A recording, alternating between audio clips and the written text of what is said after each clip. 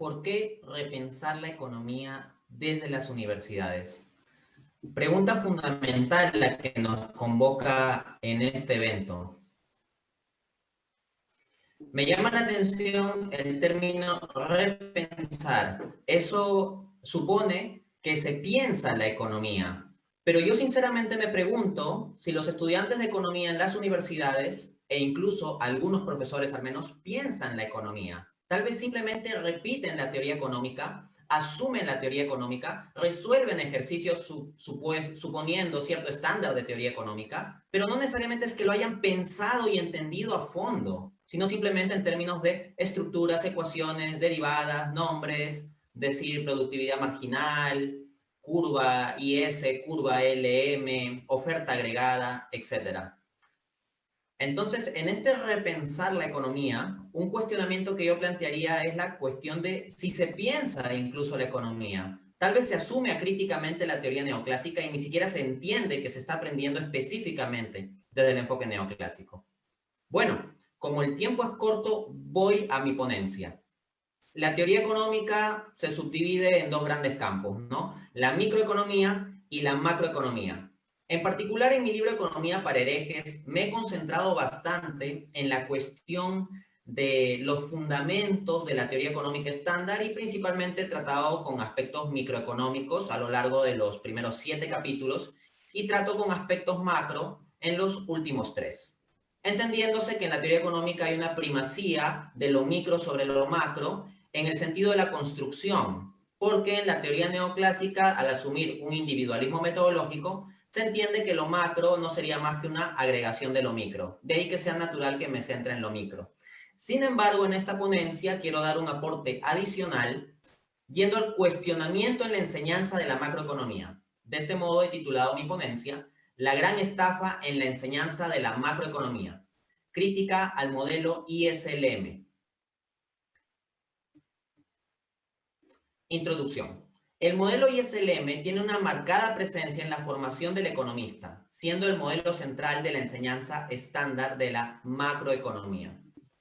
Efectivamente, si vamos a los programas de estudio de universidades en Perú, Colombia, España, Inglaterra, Estados Unidos, etc., lo que nos vamos a encontrar es que a los estudiantes de economía se les pone en términos de una centralidad muy fuerte el modelo ISLM. Y la presencia de este modelo no termina meramente en los cursos de macroeconomía, sino que aparece en otras áreas de la formación del economista, por ejemplo en econometría. Muchas veces al plantearse ejemplos de econometría, las relaciones económicas que presupone el profesor para poner los ejemplos son las propias del modelo ISLM y lo asume como una especie de lenguaje común para con los alumnos. Asimismo, en cursos como teoría monetaria y política económica se ve también la presencia de este modelo ISLM. Es evidente que un economista tiene que familiarizarse con las ideas de los economistas más importantes, más conocidos, entre ellos John Maynard Keynes. Desde esa perspectiva, parece que el modelo ISLM cumple el papel de aliviar a los estudiantes y profesores de economía respecto de que saben keynesianismo. Se entendería que el modelo ISLM estaría reflejando los planteamientos fundamentales de la teoría general del empleo, el interés y el dinero, y por lo tanto es un modelo que nos permite entender el pensamiento keynesiano. Esa es la suposición de fondo. Hay que decir también que la crítica al modelo ISLM resulta fundamental en tanto este modelo funciona como una especie de marco mental que condiciona el análisis y acción de hacedores de política, analistas, consultores, etc. Es decir, en función de cómo pensamos, actuamos. Y en función de cómo pensamos como economistas, vamos a generar efectos en la realidad. Y si el marco mental que tenemos no es adecuado, no es sólido, no es profundo, no es amplio, pues vamos a generar problemas en la vida de las personas que constituyen este entramado que llamamos realidad económica. Bueno, ¿de qué va el modelo ISLM? El modelo ISLM es una cosa maravillosa. Gráficamente lo podemos resumir que en un eje está la tasa de interés, en el otro eje está el nivel de producción o ingreso, ¿no? En suma el Producto Interno. Y hay un equilibrio maravilloso. resulta que la curva IS representa equilibrios en el mercado de bienes, unos equilibrios entre inversión y ahorro. A su vez, la curva LM representa equilibrios en el mercado monetario, entre la oferta y la demanda de dinero. En consecuencia, aquel punto maravilloso en que se cruzan las curvas IS y LM implica que están simultáneamente en equilibrio los mercados de bienes y de dinero a nivel macroeconómico. Pero adicionalmente, apelándose a la ley de Vargas de que si de n mercados n-1 están en equilibrio, entonces el enésimo también estará en equilibrio, se infiere lo siguiente: si el mercado de bienes y el mercado monetario están en equilibrio, entonces el mercado financiero o el mercado de fondos prestables, como se le llama en el contexto del ISLM, también estará en equilibrio. Entonces es una situación extraordinaria de equilibrio en la economía. Suena muy bonito. Lamentablemente es un esquema engañoso. Pasemos a la crítica. En primera instancia hay que apuntar que el modelo presenta problemas de consistencia interna, pues las curvas IS y LM, que deberían dar lugar a un mismo equilibrio, se asocian a dimensiones diferentes. Esto lo confiesa el mismísimo padre del modelo ISLM, que luego se arrepintió de haber dado a luz a tal hijo.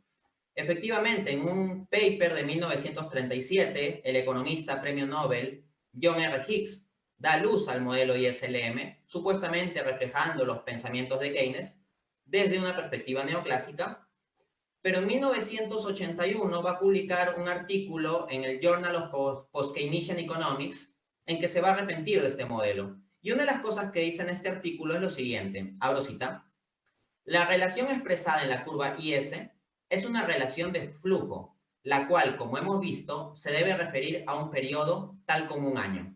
Pero la relación expresada en la curva LM es, o debería ser, una relación de stock, una relación de hoja de balance, como es que Keynes tan acertadamente insistió.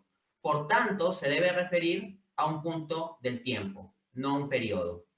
¿Qué significa esto? Si la curva IS es una relación de flujo y la curva LM es más bien una relación de stock, que tú plantees un equilibrio simultáneo de flujo y stock en un mismo gráfico es engañoso. Estás combinando papas y camotes, peras y manzanas. Otra crítica que podemos apuntar es que al ser el modelo ISLM un modelo de equilibrio simultáneo, en que los cambios se analizan por medio de estática comparativa, resulta gravemente inadecuado para analizar fenómenos con desenvolvimiento complejo, abierto a diversas posibilidades y nuevas posibilidades a cada instante del tiempo percibidas en función de expectativas, tal como sucede con la inversión. O sea, la inversión en el pensamiento keynesiano, por ejemplo, implica el tema de incertidumbre fundamental, que los empresarios no pueden prever con certeza las condiciones en las que operan o las condiciones futuras, próximas, y peor todavía con las más lejanas. En consecuencia, en la visión de Keynes, como apunta en el capítulo 12 o 13 de la teoría general, los empresarios muchas veces terminan dependiendo en sus decisiones del animal spirits, de un feeling de optimismo o pesimismo que los lleva a arriesgarse o retraerse. Sobre esto nos dice Hicks en el mencionado artículo de 1981. Abro cita: parece que el lugar correcto para tal procedimiento es en modelos secuenciales, compuestos de una sucesión de periodos, en cada uno de los cuales los parámetros relevantes deben ser determinados. Yo mismo he realizado algunos intentos para la construcción de tales modelos. Creo que tienen su utilidad, pero no se parecen mucho al modelo ISLM. Entonces, cuando se intentan hacer reformulaciones para considerar de forma coherente la dinámica de elementos tales como la inversión que he mencionado, los esquemas que surgen no se parecen mucho al ISLM. Asimismo, hay que decir que al modelo ISLM le aplica la famosa crítica de Lucas, 1976. Pues, si en función de la previsión que hacen sobre el efecto de una determinada política, los agentes cambian su conducta, ya no se puede asegurar una IS estática para evaluar el efecto de una política monetaria o una LM estática para evaluar el efecto de una política fiscal. O sea, en el cruce de las curvas IS y LM, la política fiscal supuestamente movería la curva IS y la política monetaria la curva LM. Pero para que tú analices el efecto del movimiento en una curva, para ver solo la política monetaria o solo la política fiscal, lo que debe entenderse es que la otra curva permanece estática, ¿no? Si es que estás cambiando solo una política. Pero en virtud de las expectativas racionales, un cambio en la política fiscal, por ejemplo, lleva a otros cambios desde las expectativas de los agentes económicos que puede hacer que varíen su conducta en el mercado monetario, de tal modo que ya no se puede suponer una LM estática. Aquí de lo que estoy hablando en el fondo es de la necesidad de que incorporemos los aportes de la economía conductual en la enseñanza de la macroeconomía y en el entendimiento y formulación de los modelos macroeconómicos. Como apunta Janet Yellen, abro cita, la investigación conductual presenta clara evidencia de que el comportamiento de la gente frecuentemente se desvía del estándar que asumen las teorías neoclásicas de referencia. Los individuos tienen ilusión monetaria, siguen reglas heurísticas por lo general. Las teorías macroeconómicas construidas sobre fundamentos conductuales tienen implicaciones que difieren fuertemente de las predicciones derivadas de teorías más convencionales. Entonces, si entendemos que la economía conductual nos está dando unos aportes importantes sobre cómo se comportan los individuos a nivel de consumidores, productores, agentes de gobierno y gestores de política económica, debemos incorporar eso. Y resulta que cuando lo incorporamos, los resultados no se parecen a los que plantea la economía convencional. Yo les decía al comienzo que en el modelo ISLM se asume que porque el mercado de bienes está en equilibrio y el mercado monetario está en equilibrio, entonces el mercado financiero, es decir, el de fondos prestables, también estará en equilibrio por la ley de Vargas.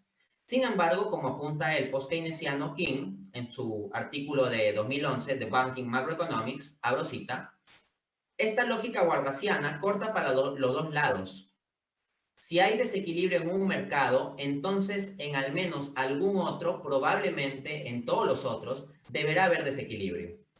Sus dinámicas de equilibrio deben considerarse ahora, sus dinámicas de desequilibrio deben considerarse ahora, y el modelo ISLM no puede darnos guía sobre cómo se comportará. Fin de cita. ¿Qué quiere decir esto? Que claro, asumes el mercado monetario en equilibrio, el mercado de bienes en equilibrio, por lo tanto el financiero también estará en equilibrio. Pero más bien lo que planteaba Keynes es que muchas veces se dan desequilibrios en el mercado financiero y en vista de la ley de Vargas deberíamos inferir que eso se traducirá también en desequilibrios en el mercado monetario y en el mercado real.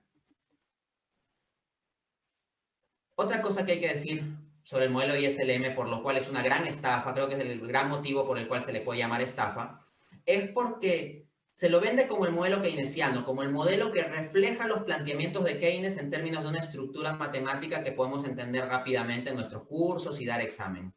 Pues bien, resulta que el modelo ISLM en estricto no es keynesiano, sino neoclásico, o más bien corresponde a la síntesis neoclásico-keynesiana, en el sentido de que solo se asumen aquellos planteamientos de Keynes que puedan ser incorporados dentro de un marco epistemológico neoclásico, dejándose fuera elementos esenciales. Por ejemplo, la consideración explícita del mercado laboral no aparece en el modelo ISLM, pese a que Keynes la palabra empleo la puso en el título de su libro de la teoría general de 1936. Es más, el propio esquema neoclásico base del modelo ISLM viene de Hicks en un paper de 1935, es decir, antes de que se publique la obra de Keynes. En consecuencia, no es realista pensar que vaya a reflejar bien los planteamientos de Keynes. En realidad, trata de absorberlos artificialmente en un modelo neoclásico anterior. De ahí que la gran economista John Robinson, en 1975, se haya referido a toda esta línea de keynesianismo del modelo ISLM como keynesianismo bastardo o keynesianismo espurio. Así de dura era ella. A este respecto, nos informan Ferri y Minsky, abro cita. Los teóricos del ISLM manejan las expectativas como extrapolaciones ad hoc o transformaciones adaptativas de las observaciones. Las expectativas no reflejarían, como lo hacían en la visión de Keynes, el resultado de los agentes racionales tratando de conducirse de modo cuidadoso en un mundo que en realidad no entienden.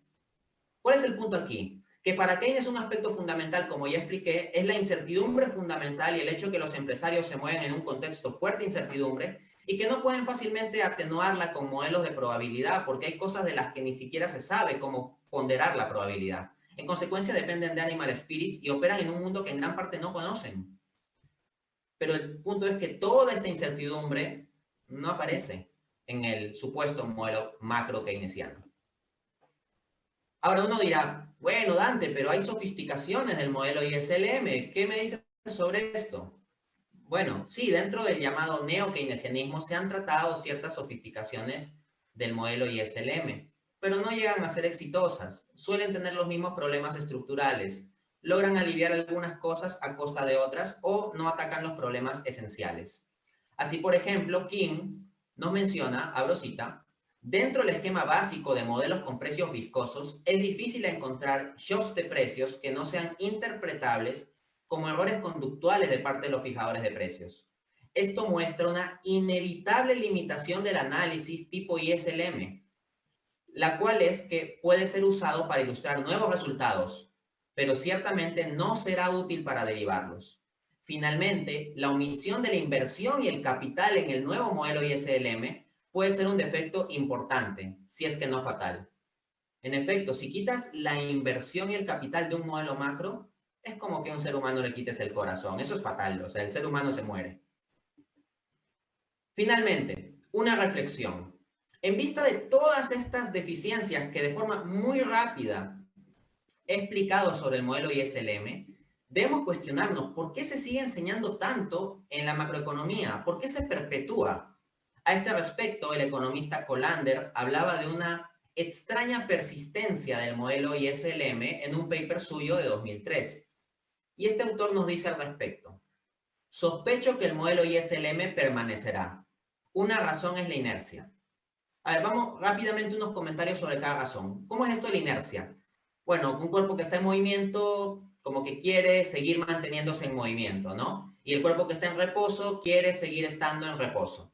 Entonces, claro, como venimos con la dinámica de enseñar el modelo ISLM, está en el libro, está en los sílabus y ya lo aprendimos y los profesores ya tenemos exámenes preparados al respecto y es fácil de entender, es fácil de explicar, es fácil de evaluar, pues, ¿qué es más cómodo? Seguir con lo mismo, ¿no? Seguir con lo mismo. Cito a Colander de nuevo. Una segunda precisión para mantener el modelo ISLM deriva del hecho de que luce similar al modelo de oferta y demanda. Por alguna razón, esto da confort a los estudiantes. Claro, o sea, nos gusta ver toda la complejidad de la economía reducida a unas dos curvitas que se puedan mover en un plano bidimensional. ¿De verdad eso es serio? ¿Creemos que vamos a entender la economía así, que somos la gran cosa porque hacemos derivadas complejas con esos esquemas bidimensionales? Una tercera razón es que provee de una representación gráfica sugestiva. Bueno, creo que mi comentario anterior ya aplica a este punto. Sigo con Colander. Una cuarta razón es su testeabilidad. Provee una variedad de preguntas de correcto equivocado. Esto es muy importante porque es cómodo para evaluar y los alumnos se sienten cómodos aprendiendo porque es muy fácil saber qué pasa si se mueve tal curva o si cambia tal variable. Y entonces estamos en un mundo de nuestra zona de confort epistémica. Una razón final, dice Colander, es que su elegancia oculta mucho el razonamiento subyacente. Y aquí va mi reflexión final. Krugman, en 2009, un año después del estallido de la crisis financiera de 2008, escribió un famoso artículo en The Economist titulado How Did Economists Get It So Wrong? Es decir, ¿cómo los economistas llegaron a equivocarse tanto?